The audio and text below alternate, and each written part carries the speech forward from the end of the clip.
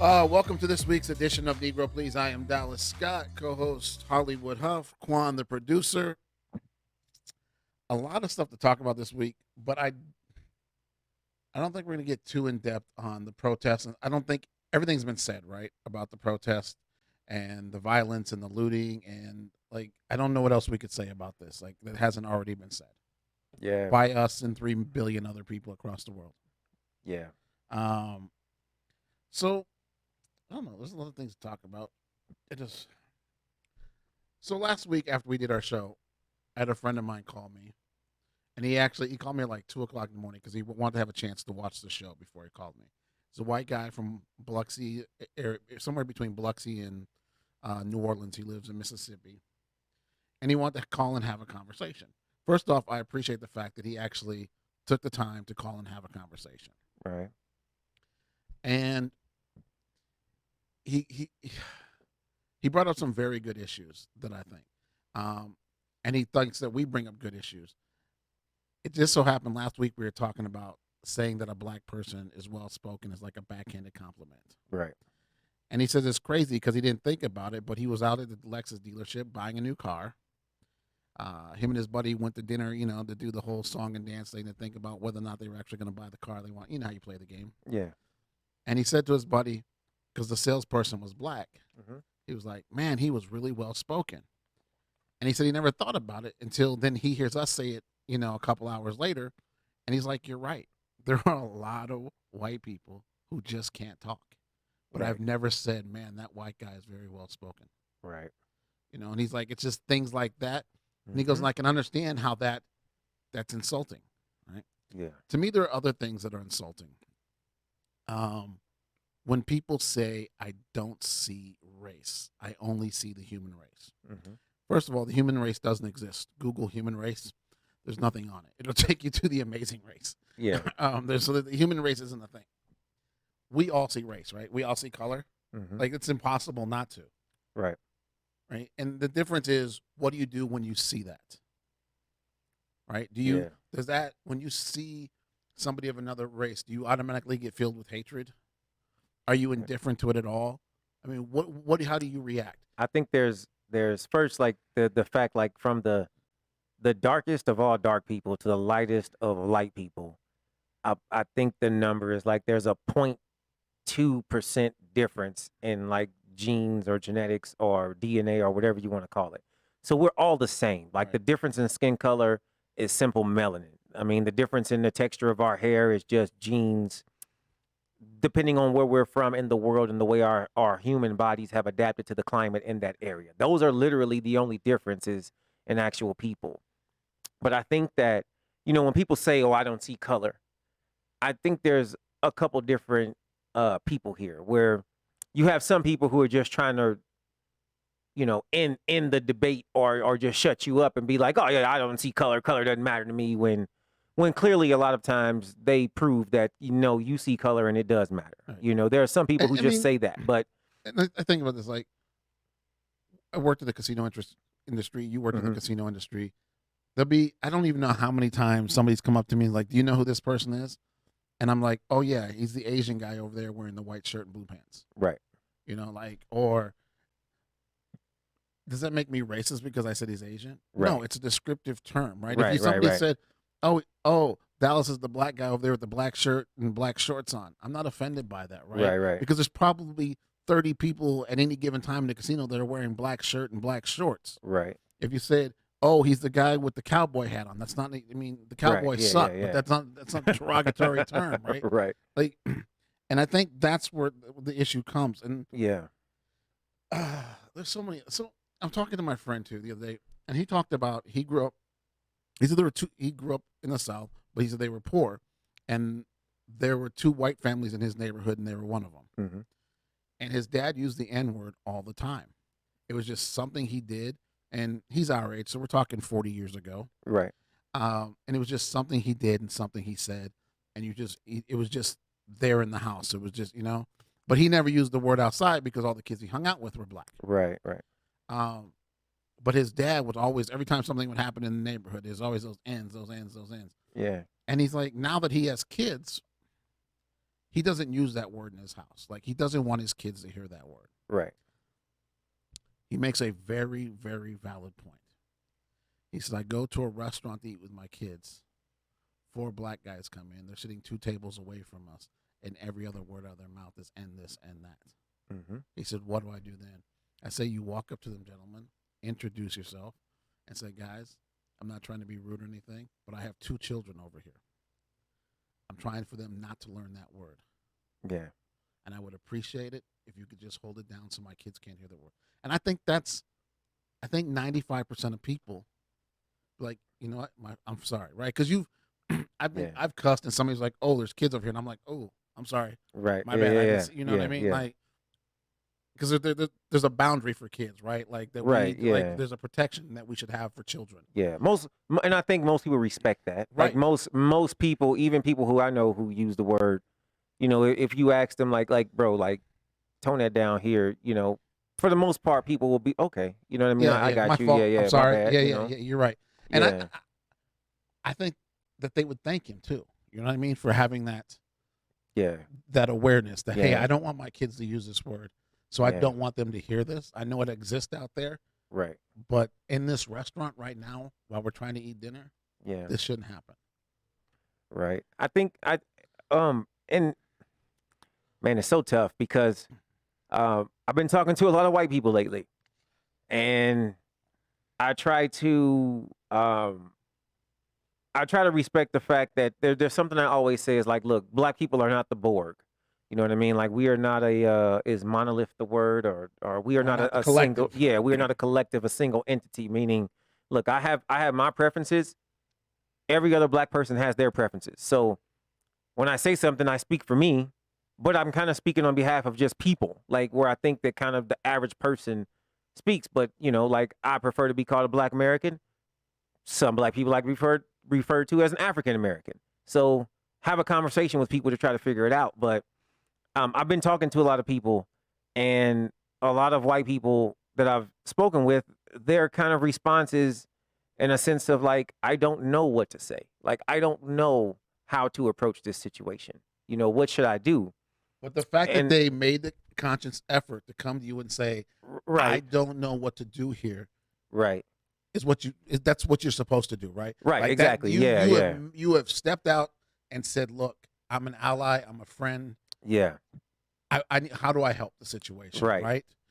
That in itself is massive. Right. And to have the understanding of this too, that you might have a handful of friends who are not the same ethnicity as you. They don't have the same background as you.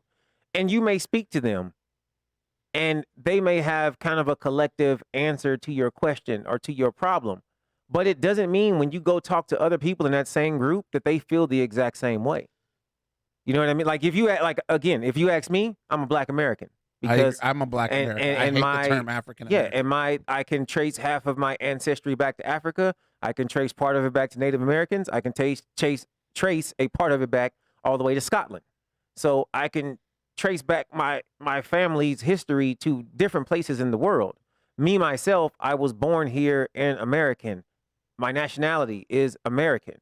That's who I am, right? So, but that's my feelings. Like, that's what I believe I am. There are plenty of Black people born right next door to me, right down the street from me, around the corner from me, same city, state, whatever, but they feel like they're African Americans, and that's what they want to be called. So you have to understand that the first step in all of this is to call them by whatever their name is and then ask them, right? Because I'm pretty sure that if I talk to enough white people, they feel the same way.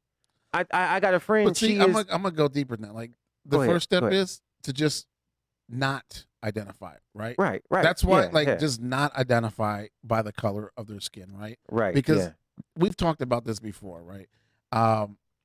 So last Friday, a police officer was shot here in Las Vegas. I had a woman come on my Facebook page and absolutely go in on me because it was my fault. Because we preach to go after cops on this show. We preach racial division on this show.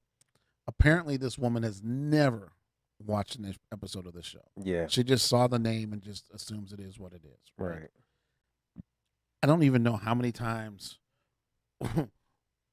It's funny because all white people are looking at Candace Owens right now, right? Like 42 million black people in this country are wrong, and that one person is right. Yeah.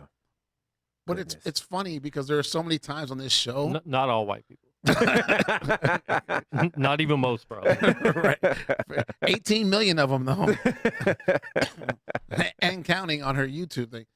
It's crazy because there are times on this show when we've said the same thing. Yeah. It's not always racist. Just because Right. something bad happens to you isn't because you're black. Right. Right? Like, you may not have got that job because you're black, but there's probably a good chance that you didn't get it from some other reason either, right? Yeah. Yeah. So, like, we've talked about this on this show. Right. And now to be considered, like, race baiters, and there's a guy who's been trying to get her to debate. He wants her to debate us. Candace Owens doesn't do debate. She tried once on BET again with the NAACP, and she just got eviscerated. And she doesn't debate. She just makes blanket statements, and she won't answer questions or anything like that. Yeah. So it kills me that we're not all the same just because we're black. Right. Like you said, we're not all the same. Just like not all white people are the same. Not all Asians are the same. We're all human beings. Yes, yes, yes. Right. But not all black people believe in the same things. Right? Of course not. Yeah.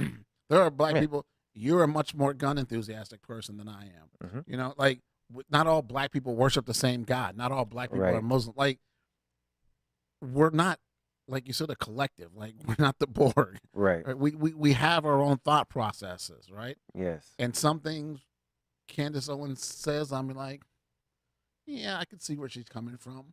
And there are some things she says, and I'm like, this is the dumbest woman I've ever met. I've ever seen in my entire life. She makes sense to people who aren't versed in what she's talking about. Right. So, like for me, whenever people bring up black on black crime, I hate this. I know that instantly they haven't done their research on black crime. Here's the other thing too, that just this black on black. I'm glad you brought that one up because there's this bar chart floating around, and it's by some institute of crime, blah blah blah, that doesn't Yeah. even exist anymore. Right. Right? Like Right, it right. doesn't exist. The stats are so off. We did a show about 3 weeks ago Yeah. 2-3 weeks ago. about FBI stats Right. and black on black crime, and we found out that more white people murder white people every year than Yeah. black people are murdered. Right. That And hurt black a lot people of murder anybody. Right, yeah. Then no, black people are murdered. Like more Yeah, white yeah, people yeah. get it's and I put this on our Facebook page. If a white guy kills a white guy, do you call it white on white crime? If a white guy robs a white guy, do you call it white on white crime? Right. And the You answer you is never hear no. that You term. just it's crime, Yeah. right? You never hear that term. Right. But if we started saying that, do you think people would lay off the black on black crime? I doubt it. It's such a counterpunch, and to them it's powerful because they always throw the percentage in there, where when you have less black people in a percentage, they can commit fewer crimes, but the percentage will always be higher. Right. So you always hear, oh, the percentage of black people killed by black people is like 89%. But people never tell you, well, what's the percentage of white people killed by white people, which is only a few percentage points behind that. But the actual number of white people killing white people is higher than black people killing black people. Right. Right? It's higher than black people killing anybody. A collective of all the people black people killed. White people killing white people that number is higher.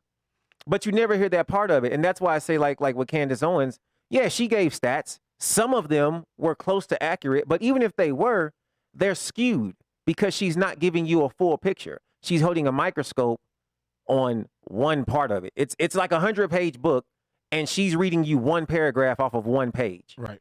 And there are people going, oh, yeah, she's right. Oh, yeah, But she's not even making reading points. the whole paragraph, right? Like Yeah, she's reading one exactly. sentence out of the paragraph. Right. It's You know like, what I mean? It's like all these people who were using the Martin Luther King quotes last week.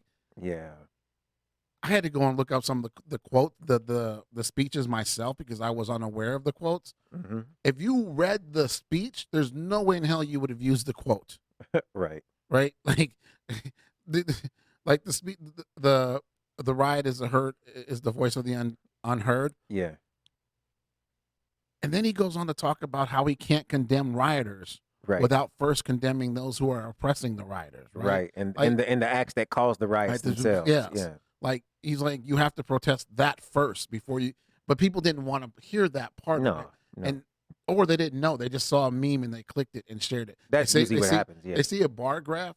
It's funny because before all this started with George Floyd, I had this idea.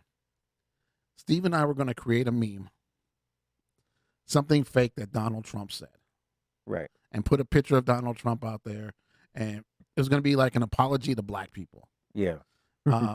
And just completely misquote Donald Trump. Right. And see how fast we can make this thing go viral. Because we wanted to make it something like Donald Trump apologizes to black Americans for all the things he's done, and he apologizes to the Central Park Five, things he's never done before, Right. or nor would he do.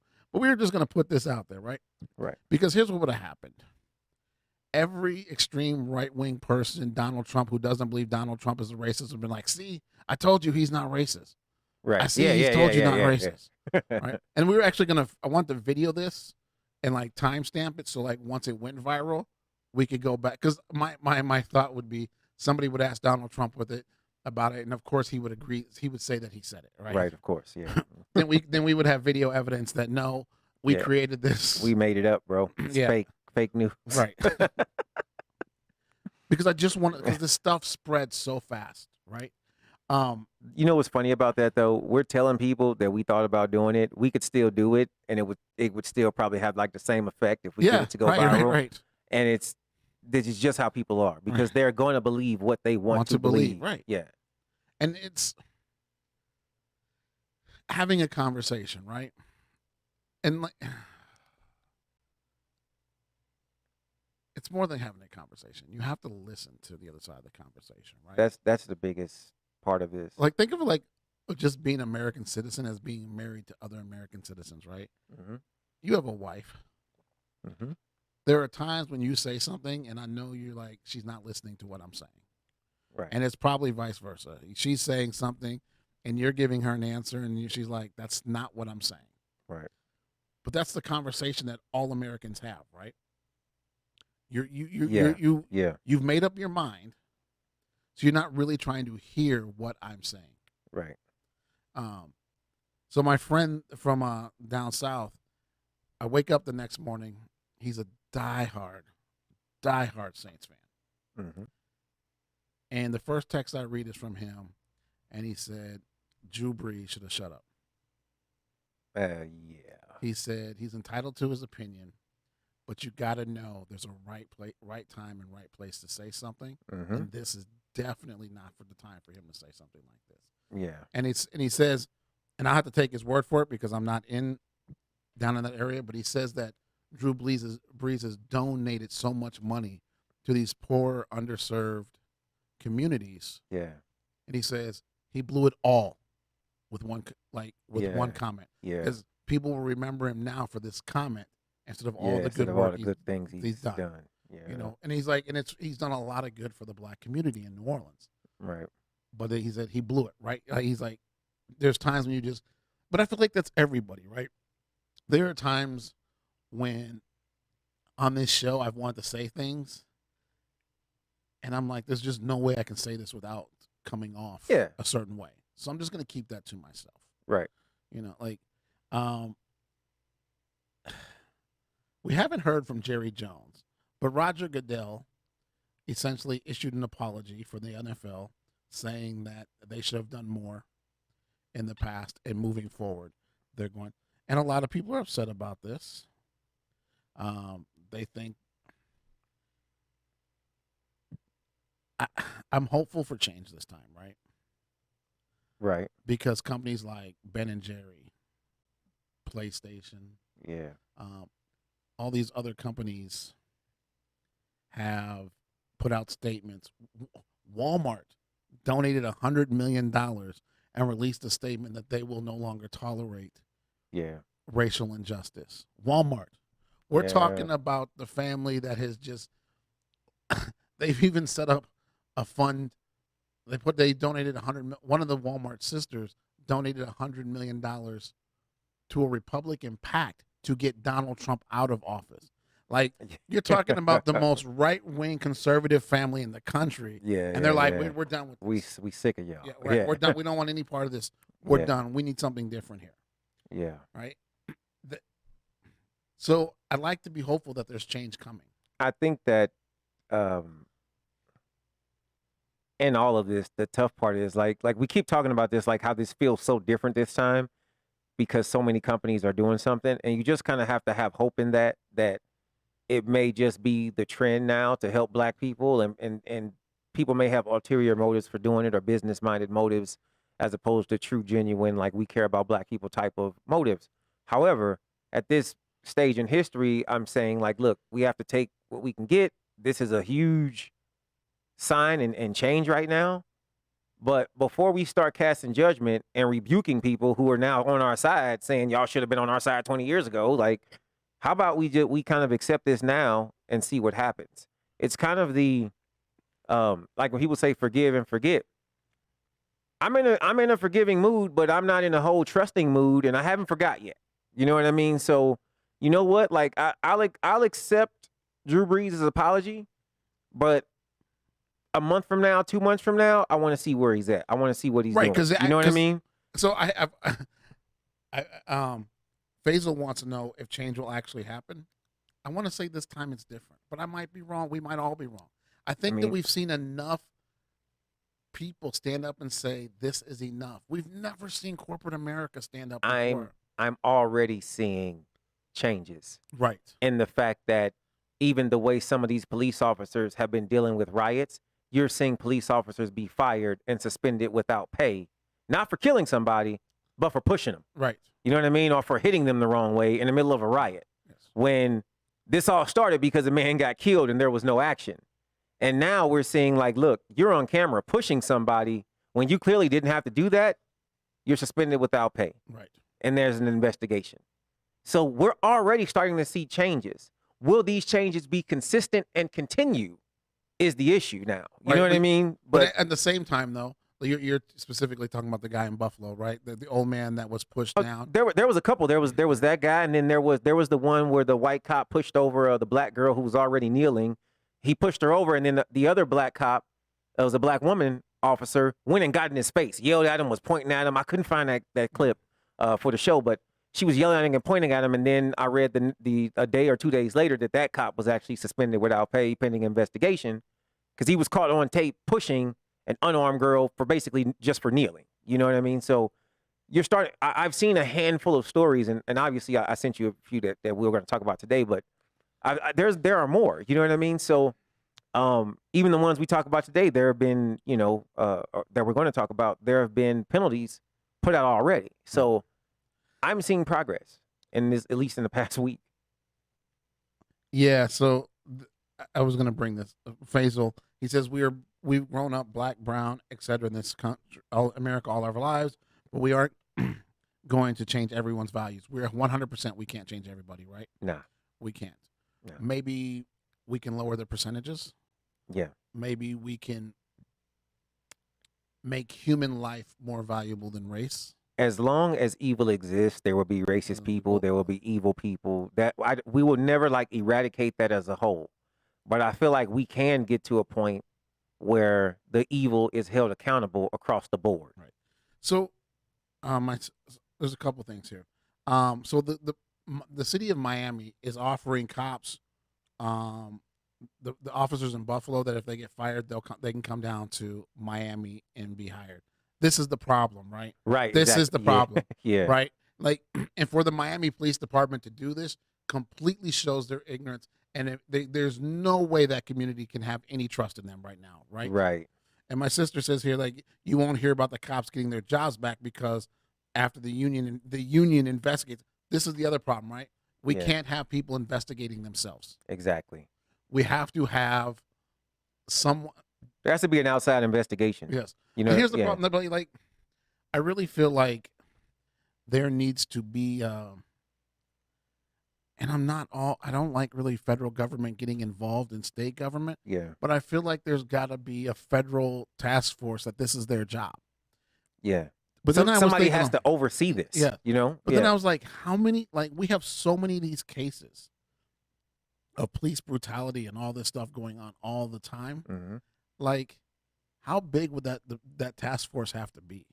Yeah. I mean, are you talking about hiring 2,000 officers to cover 50 states? I mean, like, But here's the thing though, like, if the police would do this job correctly themselves, we wouldn't need it. right. And so, like we see in Buffalo, and so what happened in Buffalo was there was an older gentleman, and if race matters, he was an older white guy, and he walks up to basically the riot squad.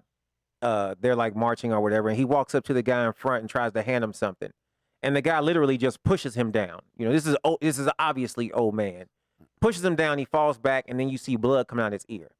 You see one officer begin to approach the man on the ground to render aid, and a different officer kind of pushes that officer out the way, like, no, don't help him. And all these officers just march Walk past over this him, man, yeah. while he's on the ground with blood coming out of his One ear. officer tried to help, and Yeah. another officer stopped And an him officer stopped him from helping, right? Yes. So I'm not sure which officers got suspended.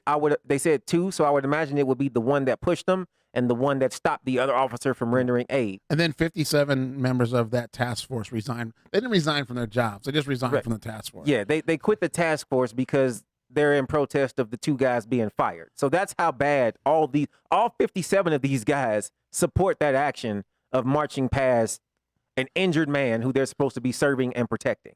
You have to Right? render aid, though, right? That's exactly. That's the job. That is serve and protect. This is part of the service aspect. And this is what's so annoying. If those officers lose their job and they can't get a job because at this point it's cool to stand up for what's right, they're somewhere in Miami like, hey, come down here, we'll give you Something a job. else we need to know. In 2014, a female cop was fired from the Buffalo Police Department for stopping another police officer from assaulting somebody Wow. in handcuffs. And they charged her with interfering with the police investigation and police arrest. Buffalo sounds a little corrupt to me. Yeah. And it's going to be, if you get fired from one police department, you should no longer be able to be a police officer anywhere in the United States, in my opinion. I know for a fact, if you admit to smoking weed at any point in your interview process to be a police officer in Las Vegas, you will not get the job. I know that because that's the reason why I was denied to be a police officer here in Las Vegas. So to all the people who think I hate cops, I attempted to be one. And I passed the first few levels of test until they got to the point about me smoking weed, which on this test, at that time, my weed smoking was well over 10 years ago. I went 10 years plus without doing any sort of marijuana. It was before it was legalized in Nevada? Yeah. Okay. And it was and I wasn't even in Nevada. You know what I mean? So I admitted to, smoking way back in the day. And they said that, yeah, if you admit to this, like, you cannot be a cop. But yet and still, look at all the things that these cops are doing, and they're allowed to continue to be cops or just get jobs in other places as cops. You can literally kill somebody and get another job as a cop, but you can't smoke weed. Think about that. That's how crazy that is, right? Or Sean is talking about, nobody's disagreeing that the police is an institutional thing.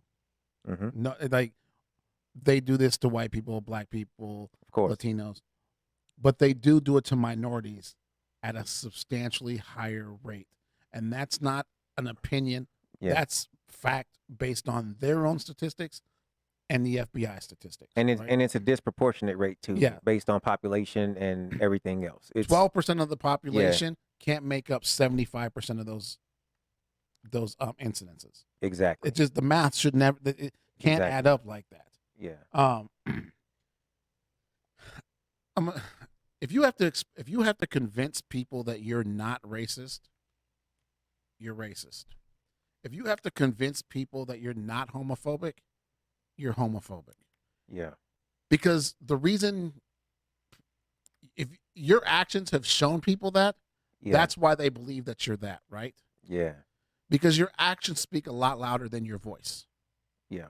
You can stand on the top of the White House and scream that you're pro-black, But when your friends will be like, yeah, but what about last Friday when you used that word? What about, remember when you was talking about this? Like, Yeah. Yeah. you don't have to tell people that you're not racist. They know. And for the people who don't know, like, you don't have to use racial slurs. Like, some people feel like racial slurs are like what makes you racist and not racist. Right. And a lot of times that has nothing to do with it. There are people who never drop the N-bomb, but they can't stand black people. You know what I mean? Like you can tell like that they just treat people differently. You know, I mean, it's fairly obvious. And this is the thing, that there are some people who've just lived in their own bubble for so long that they don't even realize what they're doing wrong. They don't even see how they're coming off in a disrespectful way or in a racist way. And sometimes I think people really feel, there are people who really believe that no. According to the stats, black people are bad. They believed every stat about black people that's negative, and they have all these negative thoughts about black people, but they personally don't hate black people. But they just, hey, if I'm going to get robbed, it's probably going to be by a black person, so I got to watch out. You're talking about 12, you know what I mean? Yeah. We're not even the second largest minority group. Right. We're the second largest minority group, right? Yeah. Latinos make up the largest minority group. We're the second largest minority group. There's just it's just not mathematically possible that 12% of the population can create 75% of the crime. Right. Even if every single black person in this country was a criminal, you still couldn't make those numbers work. When you think about stop and frisk, and of course we found out during this last running through of the candidates that when stop and frisk was being used, it wasn't even used on white people. No. It was only used or primarily used in the neighborhoods where there were minorities. Right. So if you went around stopping and frisking every single person, you might actually come out with accurate numbers and find out that, white people commit these many crimes, black people commit these many crimes. But when you're just stopping only this specific group of people, you're going to jack the numbers up against those people because those are the only people you're stopping and frisking. Sean just said something similar. It says more cops fishing in one lake and not the other. Right. More in black neighborhoods than white neighborhoods. They have more opportunity. So we've talked about this before, right? It's the stop and frisk. They were told to go do it in black neighborhoods. Right. Like that was Yeah. Michael Bloomberg's thing. We're only going to do it over here. We talked about a stat a couple weeks ago when we did our stats show that white people are far more likely to sell drugs than black people, but black people get caught at a higher rate. Right. Because white people do it in their homes in secrecy, and they have money behind them, and they have pipelines and the money, right. Where black people are more likely to do it openly and in the streets. Right. And their neighborhoods are monitored much more. Right. So think about, but if you ask 95% of people in America, who's more likely to sell drugs? Oh, black people, but Mexicans. But in reality, that's not true, right? Because we don't show that on TV. And there's something else that just really drives me crazy. I'm tired of hearing about, well, this only happens in democratic cities or democratic states. Democratic cities are the major cities in this country. Yeah. Like without them, like all the they are so important to the economy of this country, just based on sheer numbers of people who live there alone. Right. Nobody gives a damn what's going on in Cheyenne, Wyoming. Nobody cares what's going on in Butte, Montana. Right. Or Boise, Idaho. There's not enough people live there to get anybody outraged about anything. Right. My only rebuttal to that is because I've heard that a lot in this past couple of weeks about that. Oh, it's the democratic cities where like there's so much police violence. Like, here's my only rebuttal to that is that it's the Democrats who are always pandering for the black vote, right? And always wanting around election time, basically, like, if, as Joe Biden said, if you don't vote for me, you ain't black, which to me is, one of the biggest insults dumbest things he could have said. But I mean, that's kind of a stupid thing. Yeah. but he was trying to be facetious about it. Yeah, he and was make trying to a be joke, funny, and it went off really bad. Yeah, but it's one of those things where, because I don't vote. I said this plenty of times. I don't vote Democrat or Republican. I pick people based on what they say they will do or what they have done, and I vote that way. I don't care what side they're on. That's how I vote, because the other people you vote for outside of the president are the ones that are actually the most important. So I just do my research there and I vote. But see, that's something that people don't know. I'm glad you brought that up, right? Because people think this is the problem.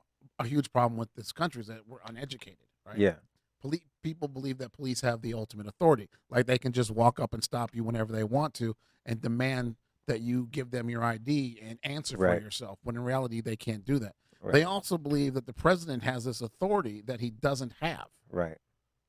And I think that they see it more now with Donald Trump because he keeps trying to enact this authority. Yeah. He's been shot down by the Supreme Court several times. Right.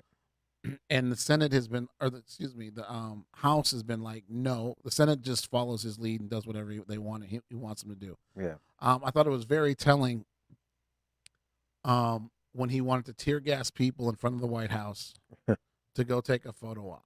Yeah. Like, if that doesn't tell you everything that you need to know about this man, right? Like all the other stuff he said, making fun of a handicapped person, grab him by the pussy, all the other stuff, the racial things he's done. If that doesn't tell you about the character of this man, yeah, and for a photo op. I mean, it's not like he had somewhere to go and they couldn't get out the White House. He just wanted to take some pictures. But again, like it's always, people go back and forth and they want to blame Democrats, they want to blame Republicans, and I spent the early half of my life avoiding gangs, only to become an adult and everybody tried to convince me to join the political gangs. And I'm refusing. I will not just support Democrats blindly. I will not support Republicans blindly. I'm not going to fall for the pandering of, oh, we care about black people more. I'm holding everybody accountable. You're going to have to prove it to me. You're going to have to earn my respect. And I don't care if you're black or white. I don't care if you're Christian or Muslim. It doesn't matter to me. You're going to have to really stand for the things that I believe in as a person, or you're not going to get my vote. To me, it's that powerful. And even there are people who are like, oh, you can't not vote. Yes, I can not vote. Because if more people would start to realize the power of your vote and actually stand on that, instead of giving up at the last minute, look at the two idiots we got now. How else are we going to change this system? We got Dumb and Dumber literally running for presidency. And I don't care which one you call dumb and which one you call dumber. It's horrible. We are in a lose-lose situation, the way I look at it, as minorities in this country. Okay, it's clear and obvious Trump don't care about minorities. He's proven that. You think Joe Biden does? Really? No. You see what I'm saying? So as a minority, what am I going to do? 6 of one, half a dozen of the other. There's no person I can vote for to say, yeah, this guy's going to look out for me. It's funny right now. Normally we don't talk Republican Democrat politics on this thing, right? It's crazy now, right? Because I would bet, and this is just me talking to people I know, that most Democrats and liberals, they don't want Joe Biden in office any more than they want Donald Trump. Which is so sick. Right. Like, we have 360 million people in this country, and these are the two best guys we can do. Yeah. But this is what's going to happen to Republicans this year is what happened to Democrats last year. Republicans hated Hillary Clinton so much that they went out and voted for Trump just because he wasn't Hillary. Right. And I feel like Democrats are going to do the same thing this year. Yeah. I think independents will do the same thing this year. They're going to go and vote for Joe Biden just because they can't stand Donald Trump. And it's crazy that we've come down to a system where we're voting for somebody, not necessarily that they're better, that this person is just that, like, yeah, they just I don't hate him as much. Right. You know what I'm saying? Right. Like this guy repulses me, this guy scares me. Like, so I'm gonna vote with the guy that scares me, not the guy that repulses me. Right. And that's It's the problem we have though, because we have this crazy two-party system Mm-hmm. where we're narrowed into picking a Republican and a Democrat. Yeah. This is the first thing to me that has to go in this country. We'll talk Yeah. about the electoral college later and whether that is or good or not. But having a two-party system, I am 100% for voting out every current member of Congress. Yeah. I don't care how long they've been in office. AOC's been, this is her first term. Vote them all out. Start over. Yeah. Start over. Just because I feel like even if you vote out all the old ones, like you have the younger ones whose ideas have been polluted by the older ones, right? Like they've learned how to get that donation money. Yeah, They've learned how they've gotten a job. They're learning how to work the system, right. and now it's they get the job based on promises to the people, and they get our support. Then they actually have the job now, and it flips to basically just doing what's best for them and their family. Right. They all get in bed with some major corporation. Let's exactly vote them all. Every single member of Congress, should be voted out. I feel like every job should be. They should have like a 4-year max. Yeah. You know what I mean? Like we have to. I feel like or two terms or whatever. Yeah. However long it is, because some we can't keep having these people who have been in there literally since like the 60s. You know what I mean? Like, I mean, you got guys in there who 40 years ago were probably trying to get black people lynched, and now they're just silent about it, but they still did it. You know what I mean? Like, we got guys who not just our politics were different and our Congress and government was different 40 years ago, but the people in this country were different 40 years ago. You know what I mean? And there's a guy in Iowa who's actually a Republican guy who's made some very racist comments in the past, who is he lost his primary, so there's going to be another Republican candidate. So like you see progress coming, right? Like Mitch McConnell's got to come out of office, right? There's a lot of there are a lot of Democratic guys too. I'm just picking Mitch McConnell because he's on the forefront. I saw John Lewis today, Representative John Lewis today, a member of the Congressional Black Caucus, and I hate the fact that they even call themselves that, because I just feel like that creates more divide. But I also feel like if you're going to call yourself the Congressional Black Caucus, John Lewis marched with Dr. Martin Luther King. Yeah. What has he done since then? That's my beef with a lot of these guys, where they're still riding on something that happened 50 years ago. Right. It's funny because I started blaming my father's generation, mm-hmm. because when Martin Luther King died, nobody picked up the mantle. Yeah. Everybody went back to being scared and being quiet and they're staying in their place, right? And I feel somebody asked me the other day, do I think that there will be another Martin Luther King or Malcolm X come out of all of this? And the answer is, I think there's going to be a lot of them. And I think that's something that's been going on the past probably 5 or 6 years, where a lot of people are saying that, oh, you know, black people need a leader and black people are not unified. And you know what? There's a bunch of leaders, and a lot of them are tackling different obstacles right now. Some of them are fighting for XYZ rights. Some of them are fighting for ABC rights. Some of them are fighting, you know, for injustices. Some of them are fighting for other things. And I don't think that we all need to be unified and fight for just one thing. I think there are a lot of things that we can all fight for, and we don't need one specific person to say, hey, this is our leader. Let's listen to him. Let's rally behind him. Because in the end, when we talk about civil rights and things like that, we're not asking for extras. We're asking for civil, like the basically the basics, equality. You know what I'm saying? Right. We're not asking for something so major, where if it was we're not asking for more. Right. We're just asking for the same. And even though I still feel like black people should be paid reparations, I can understand or entertain an argument where, you know what, we might need one specific leader for that, and everybody to kind of rally behind him and force the same point, so that we can all be on the same page of what exactly the reparations is. Well, and that's one of the things that Martin Luther King talked about towards the end was he started out protesting for your right to vote. Mm-hmm. Towards the end, he was protesting for economic growth amongst blacks. Right. So then they killed him, right? So Right. and he's talked about regret in some of his memoirs because he felt like maybe he could have done both at the same time or made that a bigger issue than what he did. Yeah. And so he could have done, more at one time. And I feel like I feel like there's going to be a lot of, I feel like Killer Mike is going to be one thing. I think that Keisha Yeah. Sells Bottom out of Atlanta is going to be big in a movement soon, right? Yeah. I think it would behoove Joe Biden to ask her to be his vice president right now. The thing is, I honestly don't know if Joe Biden can beat Donald Trump. It is the Trump supporters are loyal. They are going to go out and vote. Yeah. Democrats and liberals we've seen, not so much. It's one of those things right now that I kind of feel like, in order to beat the champ, you got to beat the champ. You know what I mean? Right. And unfortunately, Trump is who we got right now, and that's the champ. Yep.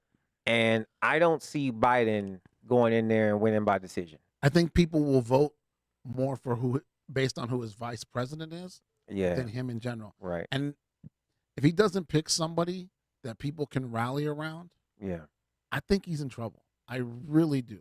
Yeah. And because in 2016, I did absentee vote ballot because I wasn't going to be home because I had to do some traveling, and I was traveling through the country on election day in 2016, and everywhere I went, in backwards Pennsylvania and backwoods New Jersey and Ohio, I saw Trump supporters everywhere. I did not see one Hillary supporter.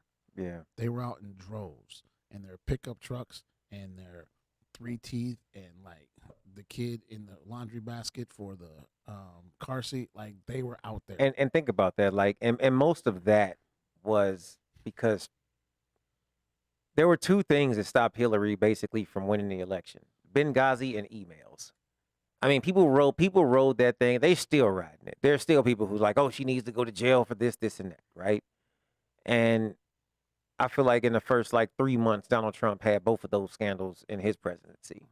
You know what I mean? But that goes to show how diehard people are to their party system and to the things that Donald Trump was saying in public and out loud, a lot of things that these people felt like they couldn't say in public or they'd be hated on, right? Right. And that's kind of been the mark. His legacy is fake news, fighting against the media and not being politically correct, which to me is not about not being politically correct. He was just downright offensive to people, Can you say that 5 times fast? No, I can't. I couldn't say it one time slow. I mean, it's just he's just downright offensive to people. And, as it may, here we are again, and there's some parts of his fan base that over the past few years have hated him and left. Right. But as you can see, in these times of, right now when this big issue pops up, everybody was like, oh, this whole pandemic thing is just some, election year scandal. That's basically what his base is saying. This whole pandemic is just to get him out of office, right? Right. And then it's this black guy, he was a criminal and all of this, and this is just another scam to try to get Donald Trump out of office. And all of these things happening, nobody told Donald Trump how to act and respond. He chose his own way to act and respond. You know what I mean? If somebody and how he did tell him, behaved. if somebody did tell him how to act and respond and puts all this stuff on Twitter, then that makes it even worse to me, right? Right. That you have these type of people. Timmy put in the comments, he made a very good point. He's like, he thinks there's going to be change because young people are going to vote. Yeah. And I hope we do have millennials and Gen Zers vote. Bill Clinton won an election because he motivated young people to get out and vote. Yeah. He went on remember he went on some of you guys are too young to remember the Arsenio Hall show. Yeah. But it was every bit as big as the Johnny Carson show back in the day. It was younger, hipper audience. Bill Clinton went on there, played the saxophone. He reached out to young people. He did town halls with young people. Right. He went out and motivated people who don't normally vote to vote. Yeah. and then he won in a landslide. Mm-hmm. We need them to vote. We have and we hear this every election, right? Get out and vote. Get out and vote. It's so important that you vote. Get out and vote. It is really important that you vote. We there's a commercial going on TV now that talks about some of these like smaller state elections and stuff, Mm-hmm. where somebody won by 1 vote, somebody won by 3 votes, right? Yeah. If you were against that person and you stayed at home, so you let one other person make a difference when you could have made a difference, right? You could have made it a tie and made a runoff or whatever it is to make it more difficult for that person to get in office. But you quit. So the person you were against, or my favorite is, it's the America's Got Talent theory, American Idol theory. Oh, there's no way he's going to lose, so I'm not going to vote.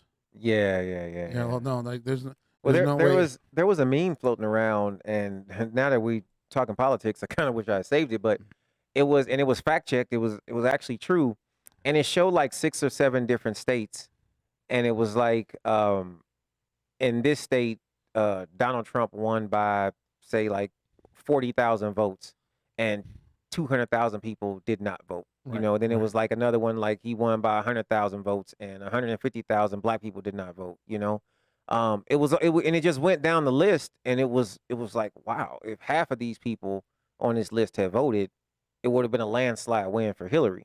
Right.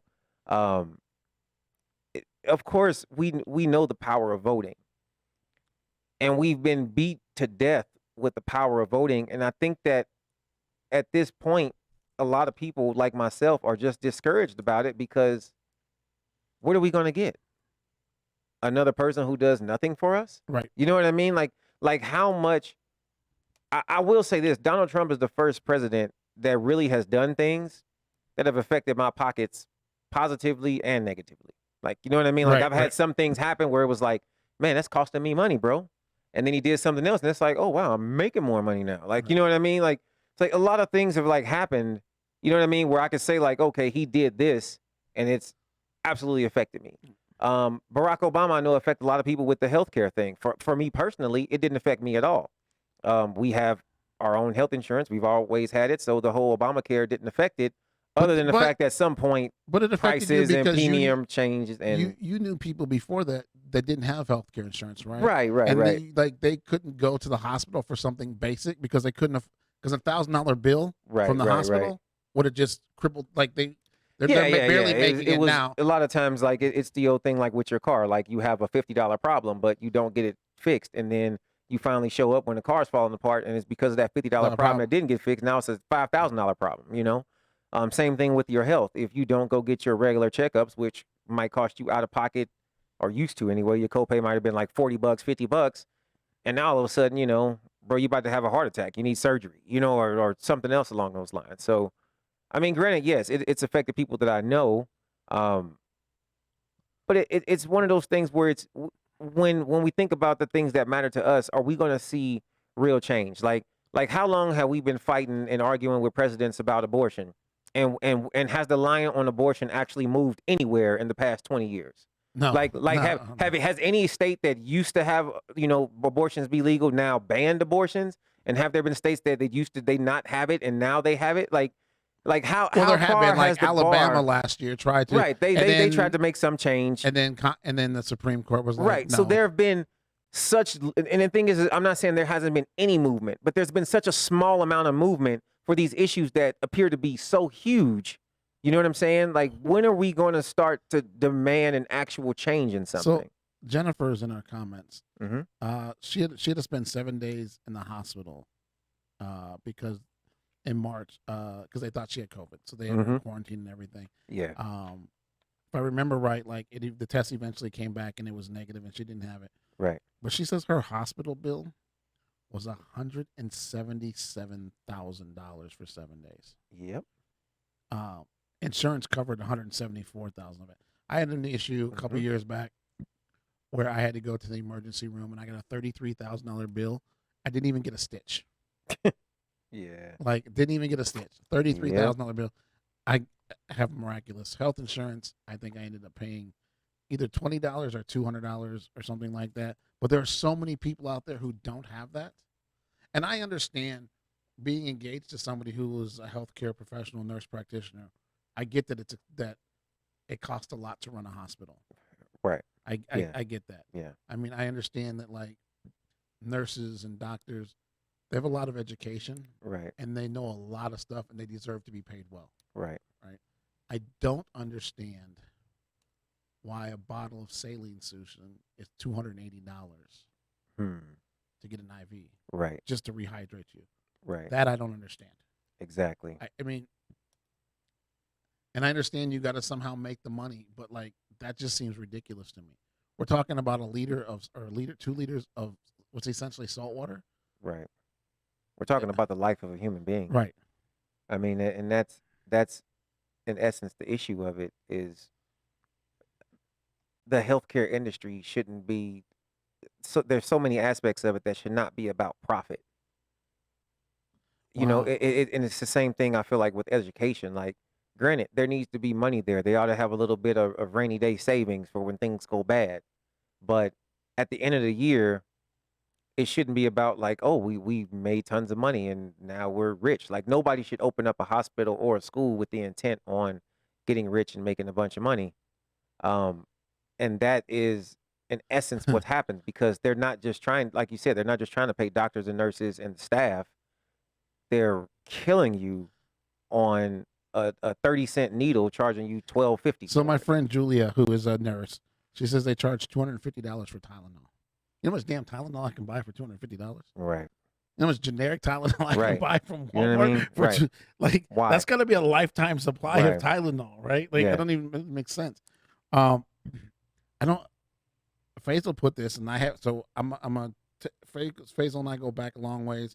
So I'm gonna take him at his word for this because I believe, and his wife's a nurse practitioner. So Yeah. Sounds legit. Yeah, being tested positive for pregnancy in Georgia and having an abortion out of state is now charged as manslaughter in Georgia. That's the most that I don't even know how do you even write that? How does that become law? Say that again because I feel like I didn't hear that right. If your wife, Uh-huh. you live in Atlanta, Georgia, Right. she finds out she's pregnant. Mm-hmm. You don't want the baby. Okay. You come to Vegas to get an abortion. Okay. You go home, that's manslaughter. Wow. I never understood being held responsible for something that's legal in a place that you do it in. Right. You know what I mean? Like, I always feel like say you work at a job and you go to, and this is before marijuana was legal, and you go to Amsterdam and you smoke some weed and then you come back to your job and get drug tested. Like, if you can prove that, look, I was somewhere where this was legal and I don't do this while I'm here and it's illegal, like, I shouldn't be held accountable for It's it. funny You know what I 'cause- mean? Like, that's a crazy thing to me, It's you know? crazy because I'm going through the same thing right now, right? Yeah. Because I applied for a job somewhere else that's not Las Vegas, right? Yeah. If they responded back and asked me to take a drug test like within a week Yeah. of me, in Nevada you cannot drug test for marijuana. Right. It's Yeah. illegal. You can't do it anymore. There's a few jobs, like if you're going to be a police officer or a paramedic or Any something, safety job. Yeah. public health type jobs, they can test you, but any other job they can't test you for in Nevada Right. for marijuana. So in Nevada, if I want to eat some edibles once or twice a month, I can do that, and it's not a Right. big deal. But I applied for a job in another state. Mm-hmm. I want to know how that works, right? Because if they Yeah. ask me to take a drug test, like I've stopped taking because I'm worried about that. Right. But if I had, like, how is that? Like, let's say I don't get the job Yeah. because I live in a state where it's legal for me to eat an edible, Right. but where the state where this job is, they're still allowed to test for it. Yeah. My thought would be, well, if you admit that right up front, we won't drug test you now, but 6 months later, we are going to give you a drug I would test hope that, because right? you're But I living don't know. there, But we don't know the policy of the company. course, right? You don't know their policy, Right. And it's just pretty wild to me. You know what I mean? There are some things that I just feel like abortion being one of them. I personally am against abortion. However, I feel like as a man, I kind of can't make that decision for another person. You know what I mean? So when you ask me, yeah, I think abortion is wrong. I feel like it's murder. I think life starts at conception. But then you talk to other people and they have I've heard solid arguments on why it should be legal for women. So it's a whole debate to get into, but me myself, I will never personally have to have an abortion. So I don't know all the ins and outs of why it should or should not, you know what I mean, be an Right. option to a person. So I feel like there are some arguments that's like, man, I don't even know why we're even arguing about this. Like it's a never ending debate, so to speak. You know what I mean? And a lot of times it depends on where you stand. I want to say that, just using the abortion debate as an example, I like to say that, yeah, all Christians are on board that abortions should be illegal, but they're not. There are Christians who have made solid arguments on, hey, abortion should be legal, and this is why. You know what I'm saying? So depending on where you stand on anything, like there will always be certain, things. But again, in a lot of these topics, a lot of these subjects, the pendulum hasn't swung anywhere. You know what I mean? Like it's Right. basically in the same spot that it was. You know what I mean? Like we're having a lot of progress with marijuana right now. A lot more states are opening up to it, but federally hasn't moved. It's still in the same spot. And part of that is because the people who make the laws have been there since the 70s when it was the devil's lettuce. And those hippies were ruining the country. Including Joe Biden. You know This is God, like, I don't want to vote for Biden. I really don't. Yeah.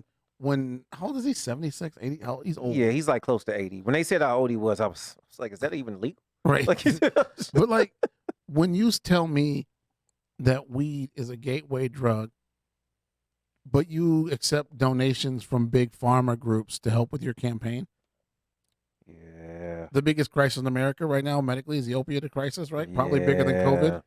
That may or may not exist, depending, No. All right, guys. This has been Negro Please. We will be back next Monday, 5 p.m. Pacific Standard Time. This will be our normal time going forward. We thank you guys for listening. I'm Dallas Scott, Hollywood Huff.